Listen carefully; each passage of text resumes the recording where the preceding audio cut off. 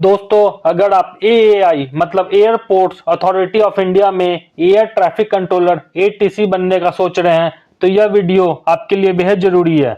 इस वीडियो में मैं आपको बिल्कुल साफ साफ जानकारी देने वाला हूं। एटीसी पोस्ट के लिए योग्यता क्या होनी चाहिए, एज लिमिट क्या है, एग्जाम पैटर्न कैसा होता है, फॉर्म कब से और कैसे भरना है, और सबसे जरूरी आपको इस जॉब के लिए तैयारी कैसे करनी है। और हाँ, मैं आपको ये भी बताऊंगा कि सीटीसी 13 लाख जो बताया जा रहा है वो असल में क्या होता है और उसमें आपको इनहैंड सैलरी कितनी बनती है। तो दोस्तों, अगर आप इस बार एएआई एटीसी के लिए अप्लाई करने का सोच रहे हैं तो इस वीडियो को बिना स्किप किए आखिरी तक जरूर देखें, क्योंकि हर पॉइंट आपके लिए इंपॉर्टेंट है। तो चलिए दोस्तों, शुरू करते हैं जो ऑफिशियल नोटिफिकेशन आया है वहां से। ये देखिए दोस्तों, ये जो ऑफिशियल नोटिफिकेशन आया है एयरपोर्ट्स अथॉरिटी ऑफ इंडिया, ठीक है। यहां पर देखिए, recruitment of junior executive air traffic control in airports authority of India, advertisement number 02/2025। Okay, general information and vacancy, total post कितना है पहले ये देख लेते हैं हम लोग। यहां पर देखिए, junior executive air traffic control total 309 post है। उसमें यूआर के लिए 125, ओबीसी एनसीएल के लिए 72, ईडब्ल्यूएस के लिए 30 है। बाकी आप लोग देख लीजिए एससी एसटी के लिए कितने पोस्ट है। यहां पर आप लोग देख लीजिए, ये सुटेबल कैटेगरी है जो उनके बारे में बताया गया है। एजुकेशन क्वालिफिकेशन, एजुकेशन क्वालिफिकेशन के बारे में क्या बताया जा रहा है, full time regular bachelor degree of 3 years in science मतलब BSc with physics and mathematics, और full time bachelor degree in engineering in any discipline. मतलब अगर आप बीएससी किए हैं या फिर बीई बीटेक किए हैं कोई भी डिसिप्लिन से, जैसे computer science, electrical, electronics, mechanical, automobile, ठीक है। Physics and mathematics should be subject in any one of the semester curriculum, ठीक है। The candidate shall have minimum proficiency in both spoken and written English of the level of 10+2 standard. The candidates shall have passed English as one of the subject in 10th and 12th standard, ठीक है। तो आप लोग देख लिए education qualification क्या मांगा जा रहा है। मतलब अगर आप बीएससी किए हैं तो क्वालिफाई, तो आप फॉर्म को भर सकते हैं, या फिर आप बीई या बीटेक हैं, कोई भी स्ट्रीम से आप बीई बीटेक किए तो भी इस फॉर्म को भर सकते हैं, ठीक है। चलिए आगे देखते हैं, एज लिमिट क्या होने वाला है। यहां पर देखिए लिखा हुआ है, candidates having BE BTech BSc engineering degree are allowed to apply where essential qualification is prescribed as bachelor degree in engineering, ठीक है। आगे हम लोग देखते हैं एज लिमिट क्या है। मैक्सिमम एज है आपका 27 साल। कब से काउंट होगा, 24 मई 2025। ओके, अब रिलैक्सेशन भी मिला हुआ है। फॉर एग्जांपल यहां पर देखिए हम लोग क्या लिखा हुआ है एज रिलैक्सेशन के बारे में। Upper age limit is relaxable by 5 year for SC ST candidate and 3 year for OBC non creamy layer. मतलब जो एससी एसटी के कैंडिडेट है वो 32 साल तक, मतलब 27 अगर आपका मैक्सिमम एज लिमिट है तो आप 32 साल तक फॉर्म भर सकते हैं एससी एसटी वाले, और ओबीसी वाले 30 साल तक भर सकते हैं, ठीक है। Upper age limit is relaxable by 10 years for पीडब्ल्यूबीडी कैंडिडेट्स, ठीक है। पीडब्ल्यूबीडी कैंडिडेट्स के लिए 10 साल का एज में छूट प्रदान किया गया है।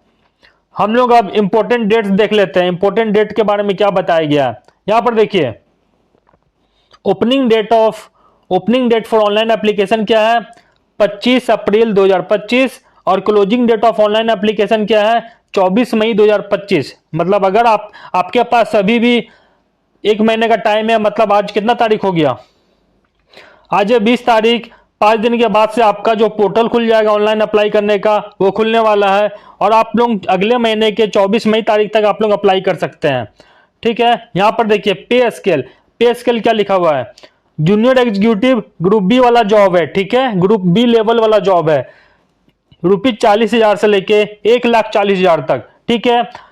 तो आप लोगों का जो टोटल पैकेज बनेगा, approximate CTC for the post of junior executive would be 13 lakh per annum.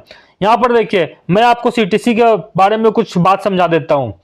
दोस्तों, 13 लाख जो सीटीसी बोला जा रहा है उसका मतलब होता है कॉस्ट टू कंपनी, मतलब कंपनी आप पर पूरे साल में कितना खर्च करती है। अब इसका मतलब यह नहीं कि आपको हर महीने 1 लाख रुपए मिलेंगे। इस 13 लाख में शामिल होता है आपकी बेसिक सैलरी, एचआरए मतलब रेंट अलाउंस हो गया, डीए हो गया, टीए हो गया, और ईटीसी और कुछ अलाउंस जैसे मेडिकल हो गया, यूनिफॉर्म हो गया और शिफ्ट ड्यूटी हो गया, और साथ में आपका प्रोविडेंट फंड, पेंशन और दूसरे बहुत सारे जो बेनिफिट्स होते हैं। तो दोस्तों अब बात करते हैं असली सवाल, हाथ में आपको कितनी सैलरी मिलने वाली है। तो दोस्तों 13 लाख सीटीसी को अगर 12 महीनों में बांटे तो डिडक्शन निकाले तो आपकी इनहैंड सैलरी बनने वाली है 80,000 से लगभग 80,000 से लेके लगभग 90,000 तक। ठीक है, ये दोनों के बीच हो सकती है, वो भी अलग अलग शहरों में थोड़ा कम ज्यादा हो सकता है। तो सीधी भाषा में बोला जाए तो सीटीसी एक टोटल पैकेज होता है, लेकिन हर महीने आपकी जेब में जो जाएगा वो इससे थोड़ा कम होगा, मगर फिर भी ये नौकरी काफी अच्छी मानी जाती है। मतलब आपको एक गवर्नमेंट जॉब मिलेगा, हाई रिस्पॉन्सिबिलिटी और फ्यूचर ग्रोथ के आपके पास बहुत सारे मौके होंगे। मतलब क्या हुआ, अगर आप इनिशियल स्टेज में 13 लाख के पैकेज पे जाओगे तो आपका जो फ्यूचर आने वाले 5 से 10 साल में आपका पैकेज आप सोच सकते हो कितना होने वाला है। यहां पर देखिए लिखा हुआ है, in addition to basic pay dearness allowance perks 35% of basic pay हो गया, एचआरए हो गया and other benefits which is include CPF, gratuity, social security scheme, medical benefits ETC. ठीक है, जो हमारा एयरपोर्ट अथॉरिटी ऑफ इंडिया का जो रूल है उसके अनुसार। चलिए आगे हम लोग देखते हैं, इंपॉर्टेंट इंस्ट्रक्शन क्या है। Only Indian national fulfilling eligibility criteria can apply for the above post. Okay, आगे देखिए, एज जो हमारा है वो कब से काउंट होगा, 24 मई 2025 से काउंट होगा। और हम ओबीसी एनसीएल सर्टिफिकेट के बारे में कुछ बात कर लेते हैं, जो भी ओबीसी एनसीएल वाले कैंडिडेट्स हैं। यहां पे लिखा हुआ है, OBC NCL certificate issued during financial year कब का बना होना चाहिए, 2025-26 का, in the format for appointment to post under the Government of India. मतलब आप स्टेट लेवल वाला ओबीसी एनसीएल नहीं चलेगा, यहाँ पे सेंट्रल लेवल वाला जो ओबीसी एनसीएल सर्टिफिकेट है वो आपको चलने वाला है। मतलब आपका जो ओबीसी एनसीएल सर्टिफिकेट में जो सिग्नेचर चाहिए वो एसडीओ लेवल वाला या डीसी वाले जो ऑफिसर होंगे उनका सिग्नेचर मान्य होगा, issued by the competent authority. ठीक है, इन support for of their belonging to OBC community in central list of OBC do not belong to, वहां पर लिखा होना चाहिए ये क्रीमी लेयर से बिलोंग नहीं करते हैं। ठीक है, आगे आप लोग देख लीजिएगा, ओबीसी सर्टिफिकेट हो गया, ओबीसी एनसीएल सर्टिफिकेट के बारे में मैंने बता दिया। उसी टाइप से आपका ईडब्ल्यूए जो सर्टिफिकेट होगा और एससी एसटी का सर्टिफिकेट होगा वो सब आपका मान्य होगा। आगे चलिए हम लोग देखते हैं सिलेक्शन प्रोसेस के बारे में। सिलेक्शन प्रोसेस के बारे में इसका जो सिलेबस है हम लोग आगे फुल डिटेल में देखने वाले हैं। Candidate should carefully read the important instruction, जो भी है ठीक, ओके फाइन। यहां पर देखिए, computer based test will be conducted for the post of junior executive air traffic control on the basis of the detail furnished in application form. Provisionally eligible candidate shall be called for computer based test and admit card. ठीक है, admit card उनका जारी होगा। Important हम लोग point यहां देख लेते हैं। सबसे इंपॉर्टेंट पॉइंट इधर क्या बोला गया है, यहां पर देखिए तीसरा नंबर जो पॉइंट बताया जा रहा है, there will not be any negative marking for wrong answer attempted by the candidates in computer based test syllabus will be uploaded under syllabus। जो है हमारा सिलेबस हम लोग आगे देखेंगे। मतलब आपका जो सीबीटी मोड में जो एग्जाम होगा वहां पर नेगेटिव मार्किंग नहीं होगी। ओके, आप लोग ध्यान रखिएगा। बाकी on the basis of the performance in computer based test आपको क्या के लिए बुलाया जाएगा, यहां पर देखिए साइको टेस्ट के बुलाया जाएगा और मेडिकल टेस्ट जो भी होता है उसके लिए बुलाया जाएगा। ठीक है, आगे देखते हैं हम लोग आगे क्या है। एक्शन अगेंस्ट मिसकंडक्ट हो गया, हाउ टू अप्लाई, जब एप्लीकेशन का जो डेट आ जाएगा मैं बता दूंगा कैसे आपको अप्लाई करना है। ठीक है, यहां पर देखिए, हाँ फोटो के बारे में बताया गया, फोटोग्राफ इमेज क्या कैसा होना चाहिए आपका। यहां पर देखिए क्या आपका जो फोटो होना चाहिए, upload the recent passport size photograph with white background. ठीक है, नॉट मोर देन 3 महीने से ज्यादा पुराना का नहीं होना चाहिए। कैप, हैट, डार्क ग्लासेस पहन के आप लोग फोटो नहीं खींचा सकते हैं। जो फोटो का होना चाहिए जेपीजी या जेपीजी फॉर्मेट में होना चाहिए। और बाकी सिग्नेचर का इमेज के बारे में देख लीजिए, सिग्नेचर के बारे में भी आपका जेपीईजी और जेपीजी फॉर्मेट में होना चाहिए। ठीक है, आप ब्लॉक लेटर में सिग्नेचर नहीं कर सकते और जो सिग्नेचर साइन करना है, the applicant has to sign an white paper with black ink pen. ठीक है, ब्लू पेन से साइन करोगे तो आपका देखिएगा सिग्नेचर आपका लिया नहीं जाएगा। Application fee and mode of remittance. ठीक है, यहाँ पर देखिए एप्लीकेशन फी कितना लगेगा आपका, 1000 रुपये आपका फी लेने वाला, मतलब 1180 रुपये आपका फी लगने वाला इंक्लूडिंग जीएसटी। आप लोग ध्यान रखिएगा।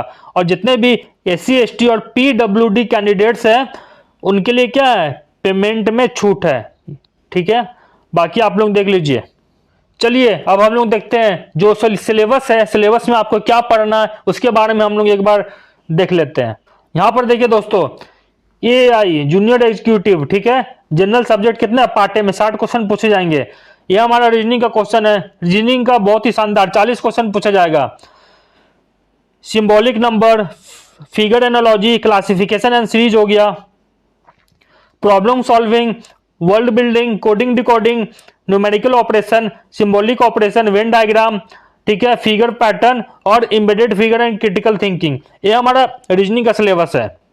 जो भी टॉपिक दिया है आप बुक निकालिएगा, वहां से अपना टॉपिक वाइज आप लोग सॉल्व करना स्टार्ट कीजिएगा। ठीक है, तो जनरल इंटेलिजेंस रीजनिंग का सिलेबस हो गया ये।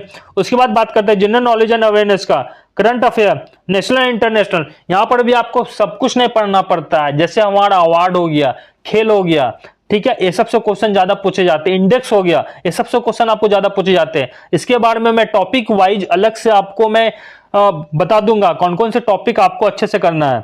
Indian history, geography, economy and polity.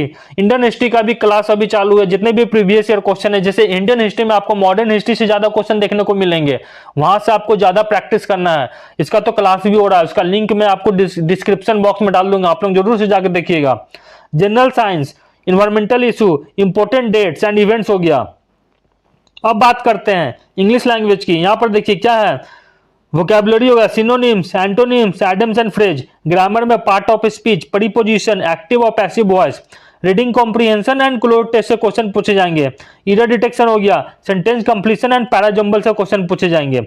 बाकी है general aptitude and numerical aptitude, मतलब मैथ के 15 क्वेश्चन पूछे जाएंगे। देखिए सबसे ज्यादा वेटेज किसका है, रीजनिंग का है, मतलब रीजनिंग को आपको बहुत अच्छे से करना होगा और इजी भी बहुत होता है। जनरल नॉलेज एंड अवेयरनेस के कितने क्वेश्चन है, 10 क्वेश्चन, मतलब इसको आप थोड़ा सा कम भी करो तो चलो फाइन, ओके। इंग्लिश का 20 क्वेश्चन है, इंग्लिश आपको अच्छे से करना पड़ेगा। General aptitude and numerical aptitude का 15 क्वेश्चन है। यहां पर आप लोग देखिए number system, simplification, ratio and proportion, percentage, profit and loss, simple CI and SI हो गया, टाइम एंड वर्क हो गया, time and distance, mensuration, DI, average, mixture and allegation. ठीक है, अब पार्ट बी में आप लोग जो भी सब्जेक्ट, जो भी फील्ड से आप लोग पढ़ाई किए हैं उससे आपको 90 क्वेश्चन मिलने वाला है। ठीक है, तो दोस्तों ये थी पूरी जानकारी AAI airport authority of India भर्ती के 2025 से जुड़ी।